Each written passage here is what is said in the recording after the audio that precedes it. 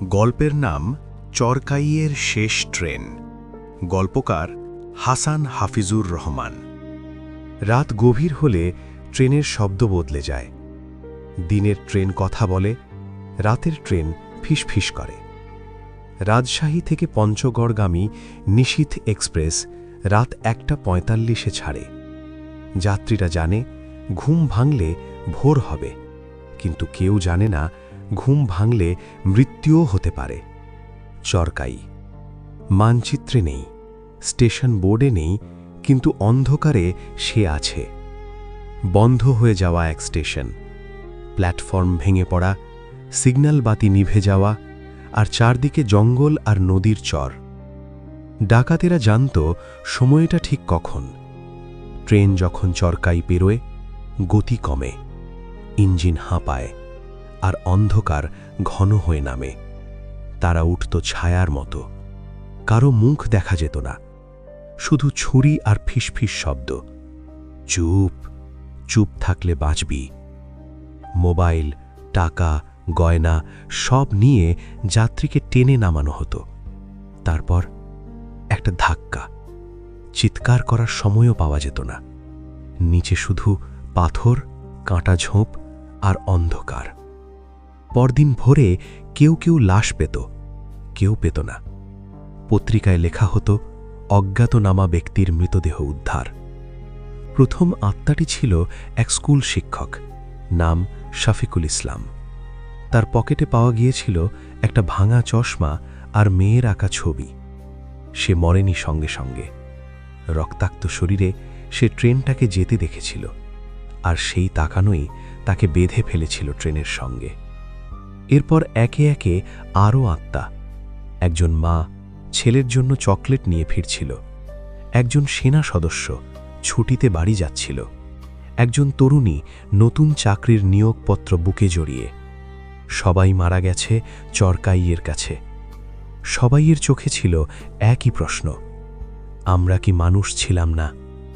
প্রথম অদ্ভুত ঘটনাটা ঘটে 3 মাস পর।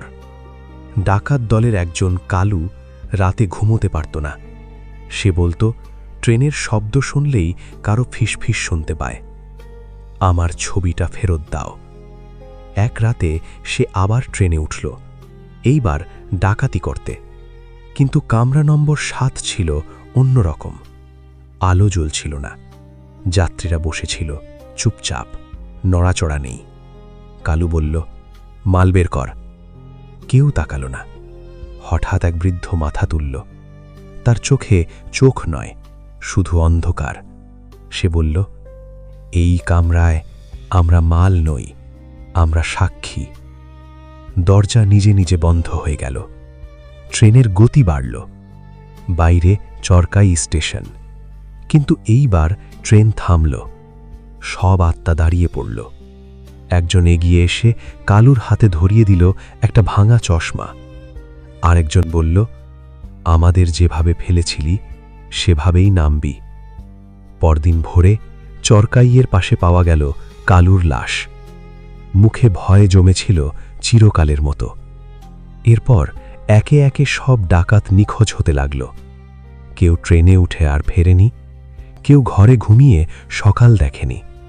লোকজন বলতো, রাতে নিশীথ এক্সপ্রেসে অতিরিক্ত একটা কামরা থাকে। টিকিট নেই, যাত্রীদের নাম নেই। শেষ দৃশ্য, তরুণ এক পুলিশ অফিসার তদন্তে আসে। সে ট্রেনে উঠে চরকাই পেরোতে চায়। হঠাৎ এক শিশু পাশে বসে বলে, কাকা, ভয় পেও না, ওরা শুধু খারাপ লোকদের নামায়। ট্রেনের জানালায় চরকাই স্টেশনের ভাঙা সাইনবোর্ড, আর অন্ধকারে দাঁড়িয়ে আছে সেই সব মানুষ যাদের নাম আর কখনো ডাকেনি কেউ। ট্রেন এগিয়ে যায়, পিছনে পড়ে থাকে একটা স্টেশন আর একদল অতৃপ্ত আত্মা। তারপর আর কখনো রাতের ট্রেনে ডাকাতির কথা শোনা যায়নি। চরকাই স্টেশনের পরিত্যক্ত প্ল্যাটফর্মের আশেপাশে কোনো অজ্ঞাত লাশ পড়ে থাকতে শোনা যায়নি। ওরা নাকি রাতে পাহারা দেয়, কিন্তু কেউ জানে না, কেউ দেখতে পায় না।